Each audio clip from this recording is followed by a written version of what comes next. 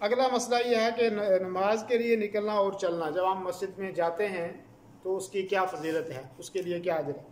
मस्जिद में जाने के लिए जो आदमी निकलता है मस्जिद में जाने के लिए, तो सबसे पहले आदमी अपना घर से निकलते टाइम अपना दायां पाँव आगे बढ़ाए, घर से निकलते टाइम मस्जिद में जाने के लिए, ठीक है जी, दायां पाँव आगे बढ़ाए और फिर घर से निकलते हुए ये दुआ पढ़े। ये दुआ बहुत बड़ी अहमियत है उसकी। अल्लाह के नबी सल्लल्लाहु अलैहि वसल्लम की फरमाया बिस्मिल्लाह तवक्कलतु अलल्लाह वला हौला वला कुव्वता इल्ला बिल्लाह। ये दुआ है, बहुत बड़ी जामे दुआ है। इसमें आता है कि ये दुआ काफ़ी हो जाती है आदमी के लिए, हिफाजत का जिम्मा भी हो जाता है, तकलीफ से भी आदमी बच जाता है अगर किसी ने ये दुआ पढ़ के घर से निकला। आसान सी दुआ बिस्मिल्लाह तवक्कलतु अलल्लाह वला हौला वला कुव्वता इल्ला बिल्लाह। तो ये पढ़नी चाहिए आदमी को, ठीक है जी। तो और भी दुआएं हैं, लेकिन कम से कम ये दुआ आदमी जब घर से निकले तो वैसे भी मस्जिद में जाने के लिए या वैसे भी निकले तो आदमी ये दुआ पढ़कर घर से निकले, इसकी बहुत बड़ी फजीलत है।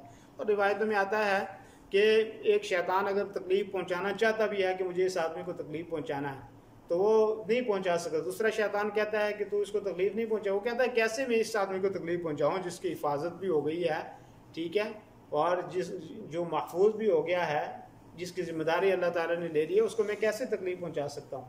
तो बहरहाल इसकी दुआ पढ़ के हमें जानी चाहिए। इसी तरीके से नबी करीम सल्लल्लाहु अलैहि वसल्लम का फरमान है इज़ा अतैतुमुस्सलात फ़अलैकुम बिस्सकीना।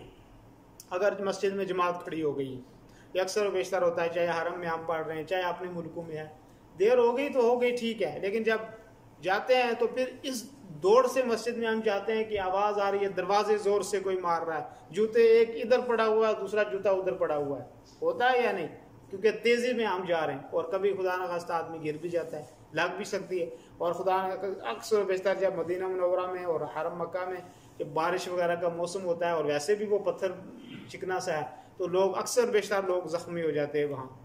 ऐसा नहीं होना चाहिए। अल्लाह के नबी ने फरमाया इज़ा अतैतुमुस्सलाह फ़अलैकुम बिस्सकीना, जब जमात में जाने के लिए मस्जिद में जाओ तो नरमी के साथ सुकून के साथ आओ।